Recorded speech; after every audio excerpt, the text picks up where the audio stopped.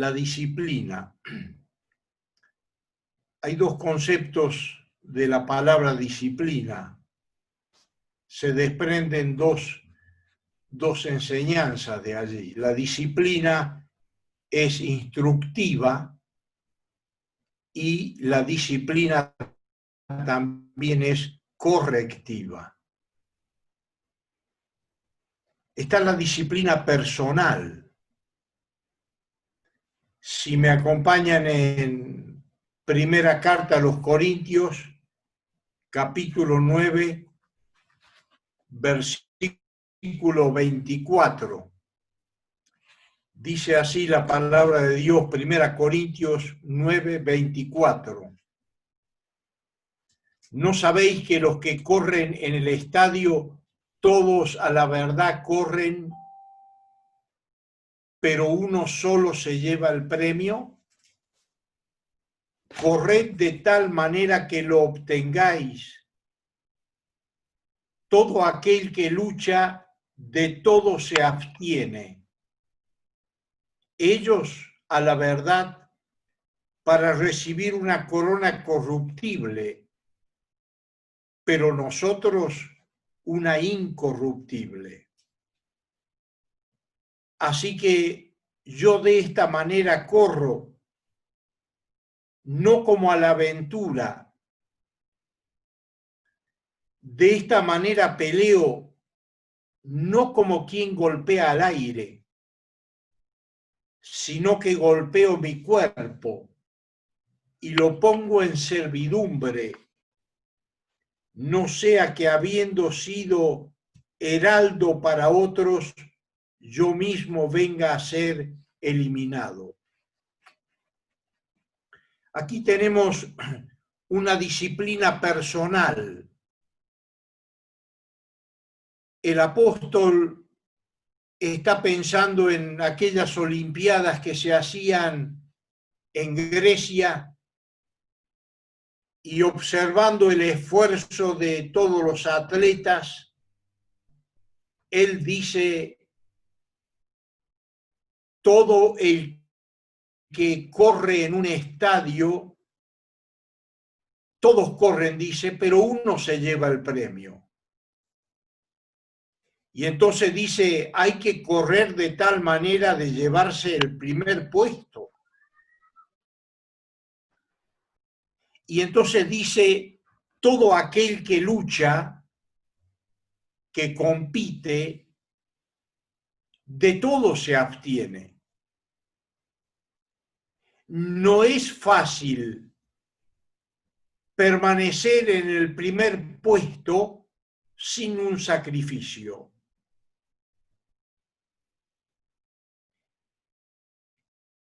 El nadador Meolans dice que sufría muchas veces una crisis psicológica con su entrenador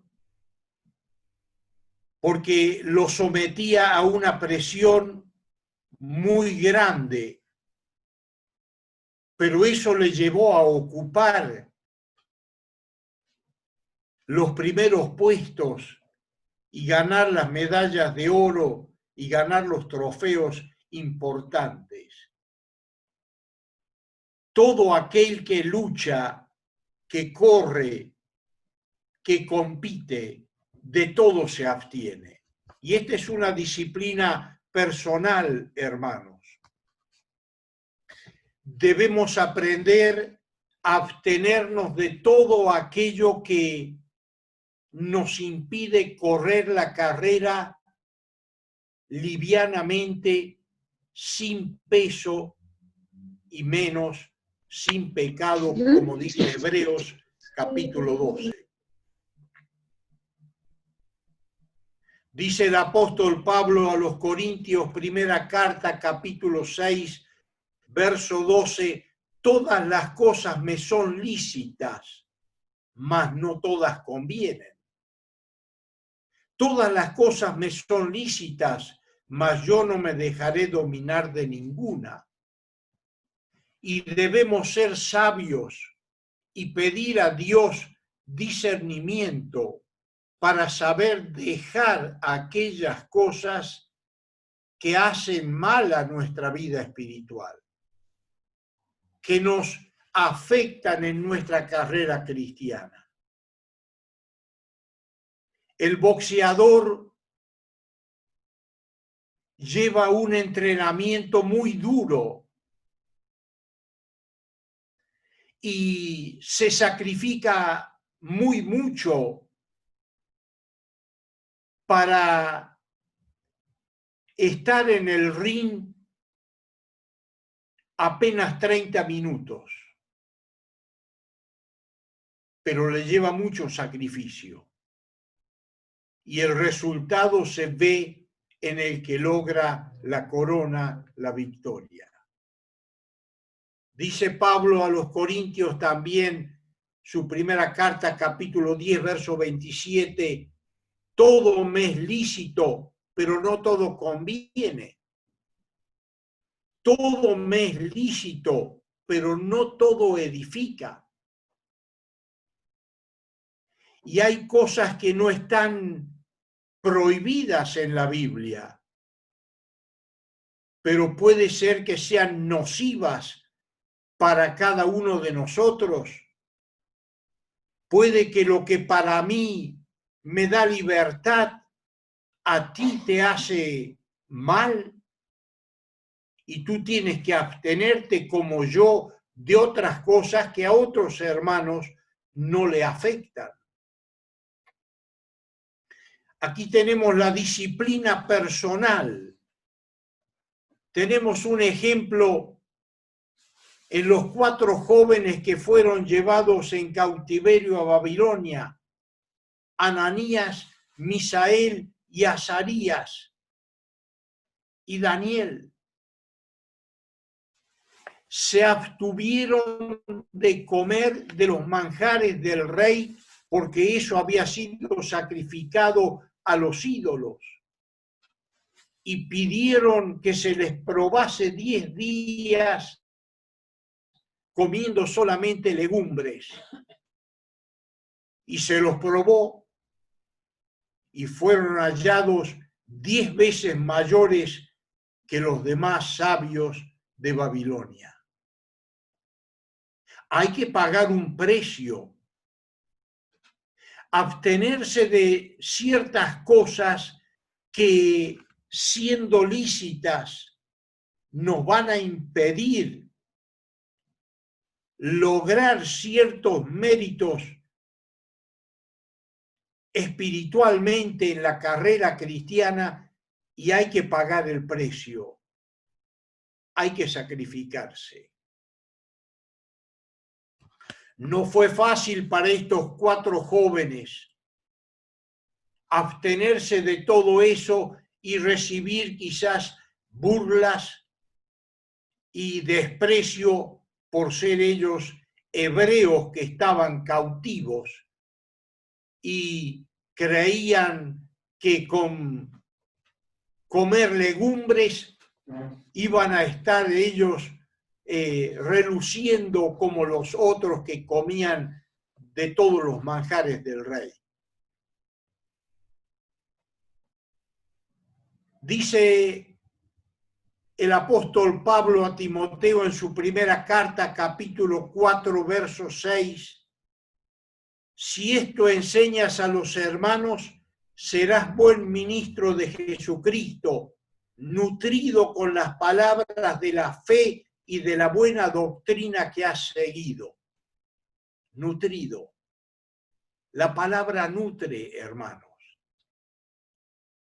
Y hay que hacer una dieta espiritual para estar nutrido con todas las vitaminas y proteínas que necesita nuestro organismo espiritual. Dice, ejercítate para la piedad,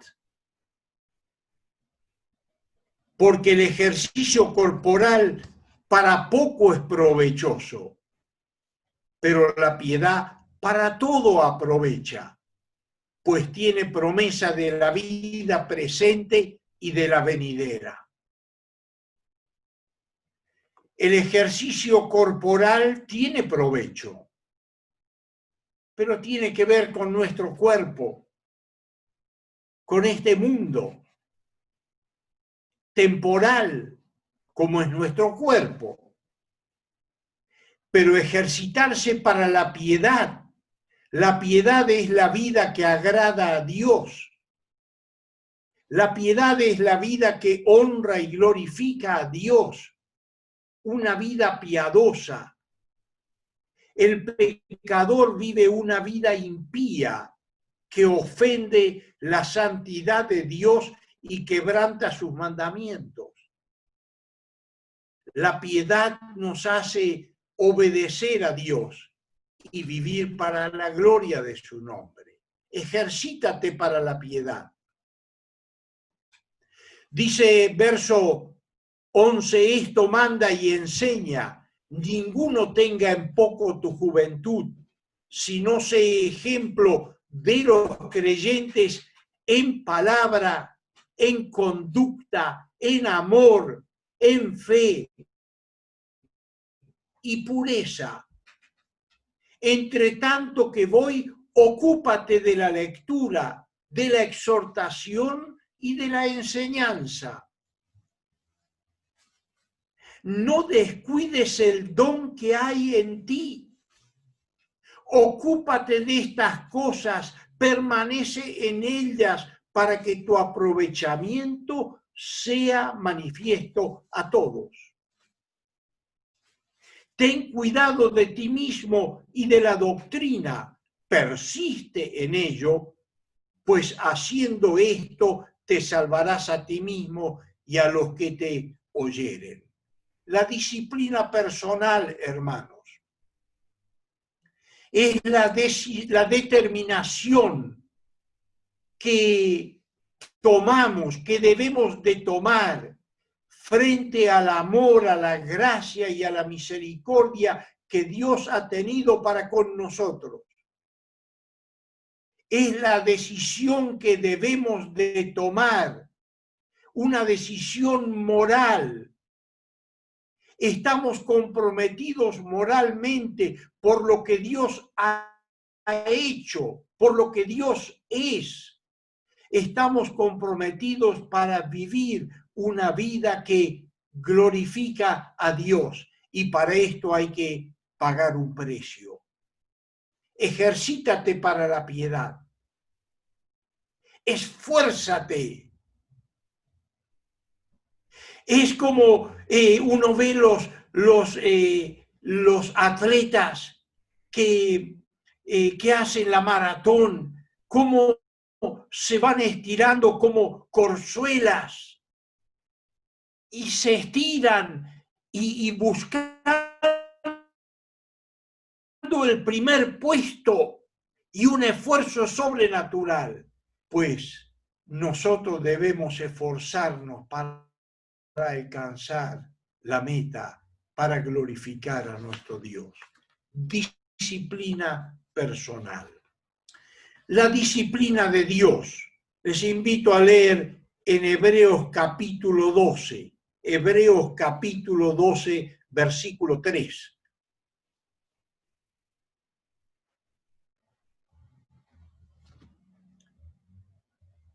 Habéis ya olvidado la exhortación que como a hijos se os dirige diciendo, hijo mío, no menosprecies la disciplina del Señor, ni desmayes cuando eres reprendido por él.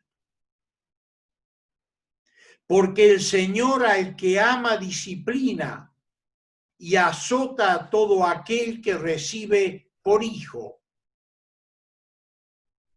Si soportáis la disciplina, Dios os trata como a hijos, porque ¿qué hijo es aquel a quien el Padre no disciplina? Pero si se os deja sin disciplina de la, entonces sois bastardos o ilegítimos. y no hijos. Por otra parte, tuvimos a nuestros padres terrenales que nos disciplinaban y los venerábamos. ¿Por qué no obedeceremos mucho mejor al Padre de los Espíritus y viviremos? Y aquellos ciertamente por pocos días nos disciplinaban como a ellos les parecía, pero para lo que nos es provechoso, para que participemos de su santidad. Es verdad que ninguna disciplina al presente parece ser causa de gozo, sino de tristeza, pero después da fruto apacible de justicia a los que en ellas han sido ejercitados. Amados hermanos, aquí tenemos la disciplina que ejerce Dios. Dios ejerce una disciplina que es instructiva. Dios ejerce una disciplina para instruirnos en su camino, para que le agrademos, para que le obedezcamos. Pero a su vez Él ejerce una disciplina también que es correctiva. Cuando nosotros somos como la nación de Israel, duros de cerviz, incircuncisos de oído y de corazón, Dios usa la disciplina correctiva. ¿Qué propósito tiene Dios? Hacernos partícipe de su santidad. ¡Qué privilegio, hermanos! El Dios de la gloria que nos llamó, que por su gracia nos justificó, que por su gracia nos regeneró, que por su gracia nos adoptó como hijos suyos, es el Dios que nos ha hecho partícipes de la naturaleza divina. Y para participar de esta naturaleza divina, Dios tiene que instruirnos y tiene que corregirnos. ¿Por qué? Porque estamos en un cuerpo pecaminoso, porque estamos en una naturaleza que está corrompida, porque estamos en un mundo que está infectado por el pecado, porque estamos en un mundo donde Satanás, el Dios de este siglo, tiene su reino. Y él es el que anda como león rugiente y se disfraza como ángel de luz y por todos los medios busca cómo afectar nuestro testimonio y que nosotros perdamos el premio y que perdamos el propósito de glorificar a Dios. Dios nos disciplina y por eso es que a veces nos pone en pruebas. Cuando escribe Pedro a los expatriados en el Ponto, Galacia, Asia, Capadocia y Bitinia, les dice, ahora tenéis que ser probados por un poco de tiempo para que purificada vuestra fe como el oro sea hallada en alabanza, gloria y honra cuando sea manifestado Jesucristo. Ah, hermanos, Dios nos mete en el horno de la prueba. Dios prueba nuestra fe. Nos mete por el túnel donde no vemos el final, pero Él está con nosotros. Los 3 varones que Nabucodonosor tiró al horno de fuego, calentado 7 veces más, cayeron desatados y caminaban paseándose, y había un cuarto que llamó la atención a Nabucodonosor. Dice, el cuarto es semejante al Hijo de los dioses.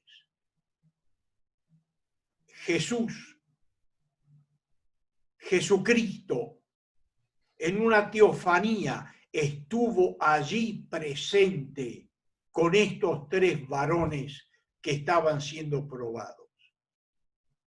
Amados hermanos, Dios nos hace pasar por la prueba de la enfermedad, la prueba de la pérdida de un familiar, la pérdida del trabajo, la pérdida de la salud. Nos hace atravesar por dificultades diversas. No es que Dios se olvida, no es que Dios está distraído en la otra parte del mundo con su iglesia. Dios es Dios. Y Él observa a cada uno de sus hijos en toda la faz de la tierra. Y Él está preocupado por nuestra salud espiritual. ¿Qué busca Dios? Que seamos santos como Él es santo. ¿Qué busca Dios a través de la disciplina? Aprobarnos. Como dice Pablo a los Romanos capítulo 5, y nos gloriamos no solo en la esperanza de la gloria de Dios, sino que nos gloriamos en las tribulaciones, sabiendo que la tribulación produce paciencia, y la paciencia prueba o aprobación, y la aprobación esperanza. Amados hermanos, Dios nos somete a la prueba. ¿Para qué? Para que participemos de su santidad. Dice, ninguna disciplina al presente es causa de gozo. Nadie cuando es disciplinado se ríe. Nadie baila cuando lo castigan. Pero dice que al Hijo de Dios que se ejercita en esa disciplina va a alcanzar el fruto de justicia que glorificará a Dios. Por eso, hermanos, cuidado con la murmuración, cuidado con la queja, cuidado con sentirnos incómodos con lo que Dios permite en nuestra vida. Dice capítulo 8 de la carta a los Romanos, todas las cosas ayudan a bien a los que aman a Dios. Y cuando dice todas, es todas, no queda nada afuera, todo lo que nos pasa, lo bueno y lo adverso, lo favorable y lo desfavorable, el momento de alegría como el momento de tristeza, todo obra para el bien. En la eternidad nos daremos cuenta que lo que Dios hacía era para nuestro bien. Nuestros niños muchas veces se molestaron o se molestan por la disciplina y pasan los años y recapacitando ellos ya en su juventud, en su madurez, dice papá, gracias por haberme disciplinado, gracias por haberme corregido, gracias por haber puesto tu mano, deberías haber sido todavía más duro conmigo. Que Dios nos ayude, hermanos, a que podamos estar sujetos a esta disciplina que Dios obra en nuestra vida. Dios a veces usa una disciplina correctiva y a veces la corrección lleva en sí castigo. Tenemos un ejemplo en Moisés. Dice Deuteronomio capítulo 3, verso 23. Dice Moisés, oré a Jehová en aquel tiempo diciendo, Señor Jehová, tú has comenzado a mostrar a tu siervo tu grandeza y tu mano poderosa, porque ¿qué Dios hay en el cielo ni en la tierra que haga las obras y proezas como las tuyas? Pase yo, te ruego, y vea aquella tierra buena que está más allá del Jordán, aquel buen monte y el Líbano. Pero Jehová se había enojado contra mí a causa de vosotros, por lo cual no me escuchó. Y dijo Dios, y me dijo Jehová, basta, no me hables más de este asunto. Oh, hermanos, yo leo estas palabras y me emociono. Aquel varón de quien Dios mismo da testimonio que no hubo antes ni después de él un hombre manso, un hombre que vio a Dios cara a cara, que habló con él, que se desvivió para sacar a Israel de Egipto y guiarlo 40 años en el desierto, que en una oportunidad cuando Dios se indignó con Israel, dijo, hazte a un lado, Moisés, que destruyo a toda la nación de Israel y te pongo sobre un pueblo mayor.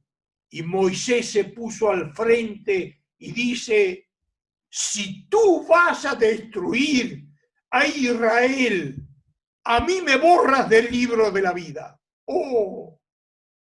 ¡Qué palabras terribles!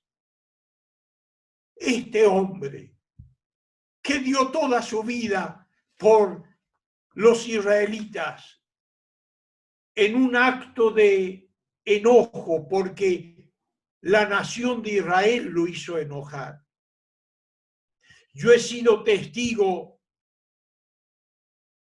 en mis años de juventud cuando una iglesia rebelde, tosuda, porfiada, desobediente, carnal, hizo salir de las casillas a los ancianos y ellos también cometieron hablando lo que no tenían que haber hecho. Hay muchos siervos de Dios que a veces les va mal por culpa del pueblo o de la iglesia. Eso no quita la responsabilidad, pero hermanos, tomemos esta enseñanza, cuidado, que no irritemos a los pastores, que no irritemos a los ancianos de la iglesia, que aprendamos a estar sumisos y obedientes. Y Dios le impidió entrar a la tierra de Canaán.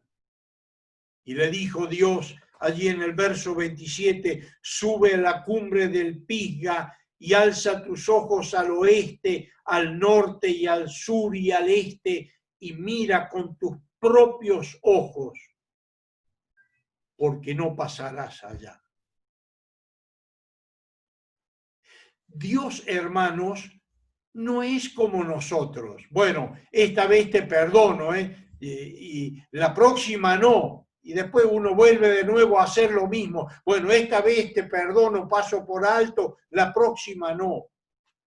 Dios es sí o es no. Le dijo a Adán, el día que comas vas a morir. Pero ¿cómo no le diste una oportunidad más, Señor? El día que desobedeció, murió, se cortó la comunión con Dios. Y Moisés, con todo lo que había satisfecho a Dios en un momento especial, no lo santificó. Y en lugar de haber hablado a aquella peña para que diera aguas,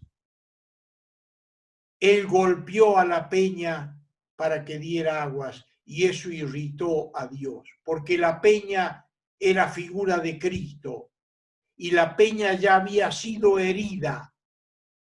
Y él le dijo, habla a la peña y te dará aguas. Y en su ira, en su enojo, la golpeó. Y eso molestó a Dios. Dios disciplina a sus hijos. Levítico capítulo 10, verso 1, Nadab y Abiú, hijos de Aarón, entraron con fuego extraño, no sacado del altar del holocausto, y Dios se indignó y murieron.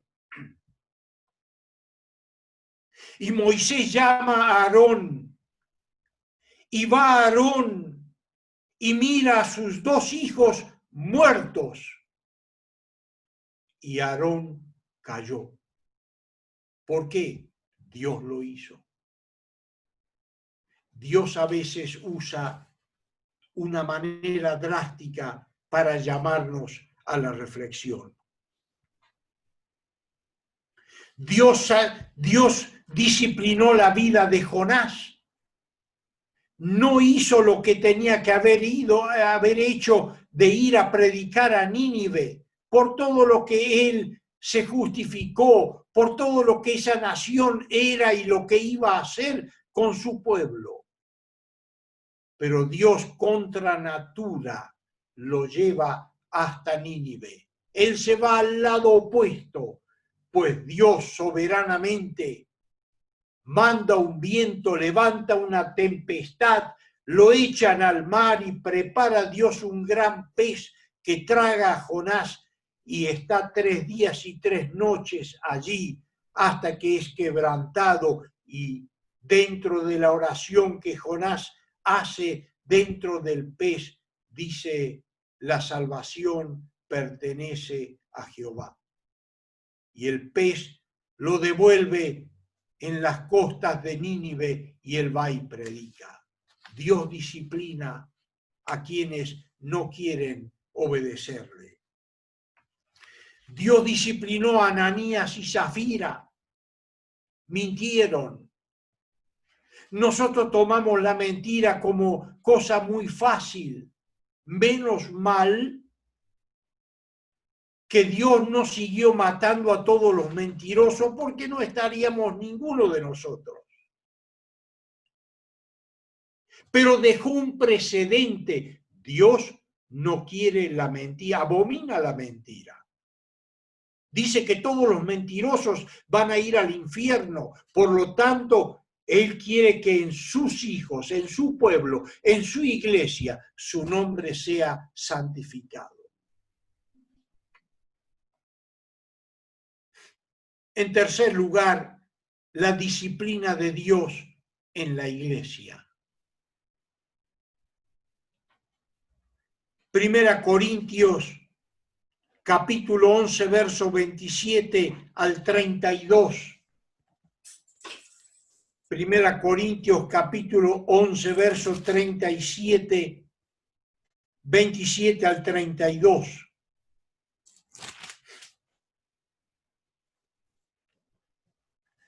Está hablando aquí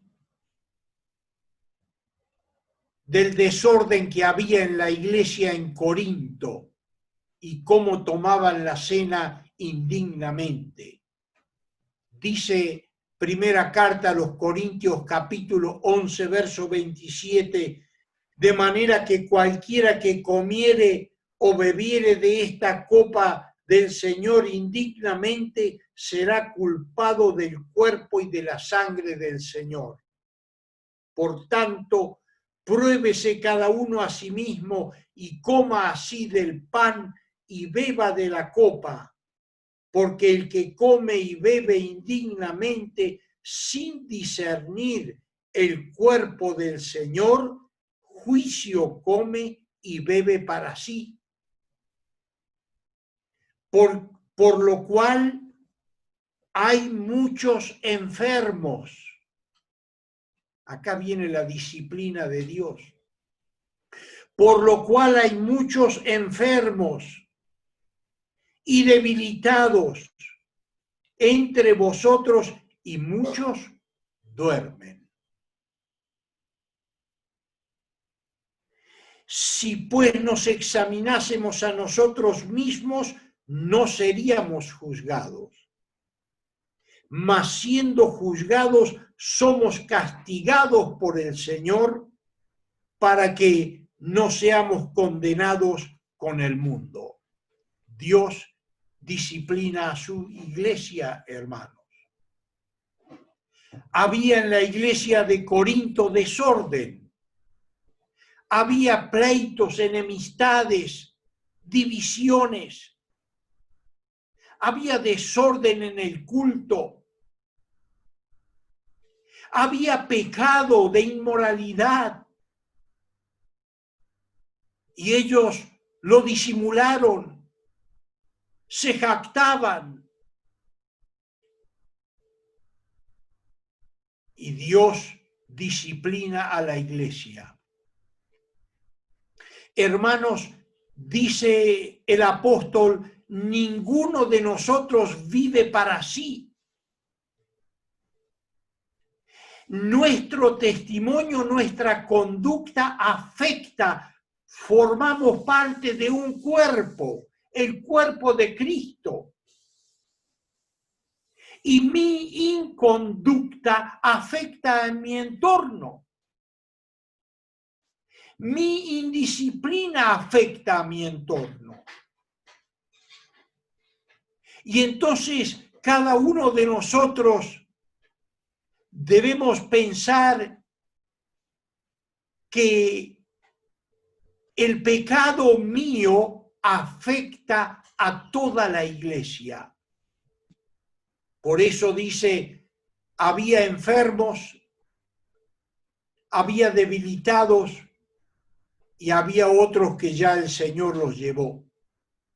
Y Dios soberanamente lleva a aquellos que no le dan gloria en la iglesia a su nombre. Dios disciplina en la iglesia a su pueblo. Y hay muchos casos en el Antiguo Testamento que podemos sacar lección cuando Aarón y María murmuraron contra Moisés. Murmuraron. Hablaron de la mujer de Moisés, el siervo de Dios. Dios disciplinó a María con lepra y disciplinó a Aarón, y el pueblo se detuvo hasta que María fue restaurada sana a la congregación. Nuestro pecado afecta a la iglesia, hermanos. Dice, cuando dice la Escritura en Josué capítulo 7, cuando van a conquistar a Jericó y tienen una gran victoria, Dios dijo que no tenían que tomar nada de allí, todo era anatema. Pero Acán tomó lo que no le correspondía. Un lingote de oro, el manto babilónico, y lo escondió. Y dice que eso perjudicó a todo Israel, porque delante de Ai, cuando fueron a pelear, fueron derrotados y murieron varios israelitas por el pecado de Acán. Y todo el pueblo tomó cartas en el asunto. Fue apedreado por todo el pueblo. Cuidado, hermanos, con apañar el pecado. Cuidado con disimular. Cuidado con ser partícipes. Cuidado con ser cómplices del pecado de otro. Pues acá toda la nación castigó a Acán y murieron Acán, su esposa, sus hijos, sus siervos y los animales que tenía. Miren el pecado hasta dónde afecta. Dios disciplina en su pueblo. Cuando hace falta, usa la mano correctiva, el castigo. Y tenemos, después de, antes del capítulo 11 de la carta, de la primera carta a los Corintios que leímos, en el capítulo 10 de la primera carta a los Corintios, habla de la desobediencia continua de Israel y la cantidad de muertos que hubo por ser desobedientes.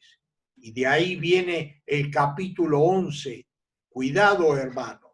Tenemos el ejemplo. El que piensa estar firme, mire que no caiga. Aprendamos de Israel a no pecar contra Dios en aquellas cosas que ofenden su santidad y su justicia. Dios disciplina, no vamos a leerlo, pero a las iglesias de Éfeso hay disciplina instructiva y disciplina correctiva. A Éfeso, capítulo 2, versos 4 y 5. A Pérgamo, capítulo 2, versos 14 al 16. A Tiatira, capítulo 2, versos 20 al 23. A Sardis, capítulo 3, verso 1 al 3. A Filadelfia, capítulo 3, verso 9. Y una disciplina que es muy dura es la disciplina a la Odisea. Dios disciplina a la Odisea de una manera muy drástica. Por cuanto no eres frío ni caliente, te vomitaré de mi boca. Ojalá fueses frío, ojalá fueses caliente, pero por tu tibieza, por tu mundanalidad, por tu vida mezclada con el mundo, te vomitaré de mi boca. Dios disciplina a su iglesia. Y por último, la disciplina de la iglesia a sus miembros. Doy las citas y no leemos por amor al tiempo. Segunda Tesalonicenses capítulo 3, versos 6 al 15. Cuando allí dice: apartaos de todo aquel que anda desordenadamente y no conforme a la doctrina que habéis recibido. ¿Saben qué era, hermanos? No era pecado de inmoralidad, era la ociosidad. En Tesalónica habían confundido la palabra de Dios y cada uno, esperando al Señor, dejó de trabajar y entró en la ociosidad. Y Dios, por el apóstol Pablo y el Espíritu, habla fuertemente a la iglesia: no se junten con los ociosos, para que se avergüence. Hay que disciplinar a aquellos que no quieren trabajar. Pero también habla de los ricos, 1 Timoteo 6, 17 al 19, de los ricos. Pero también habla de los deberes en la familia, 1 Timoteo 5, 1 al 8, el que no provee para los de su casa es peor que un incrédulo, ha negado la fe.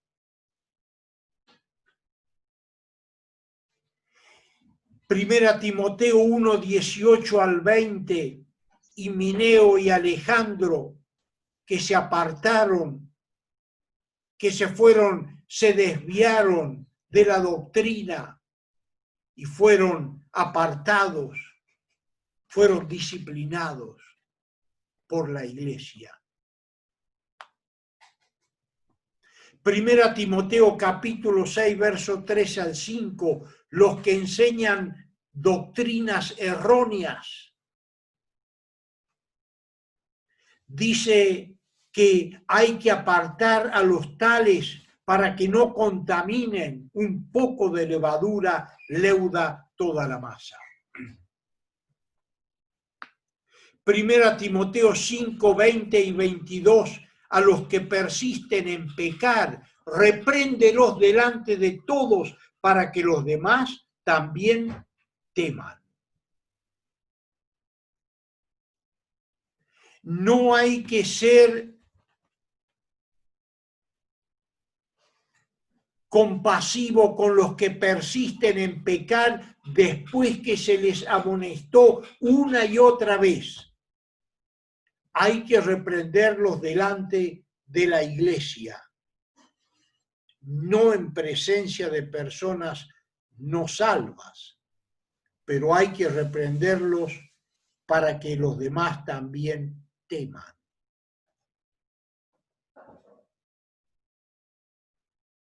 Y luego un caso de inmoralidad.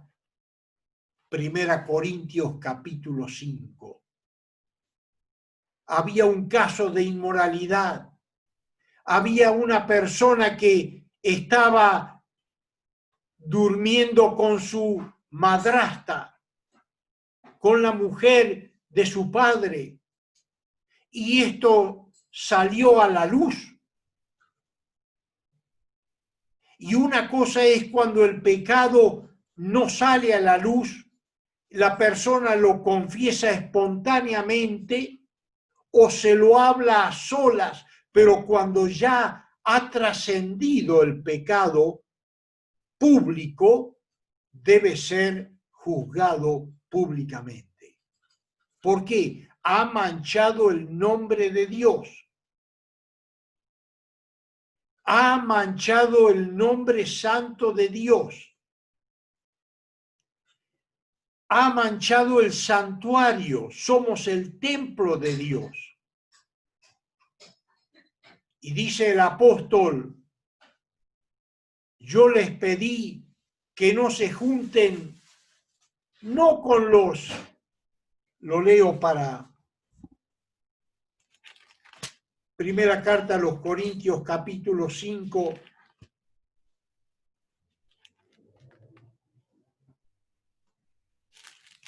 dice,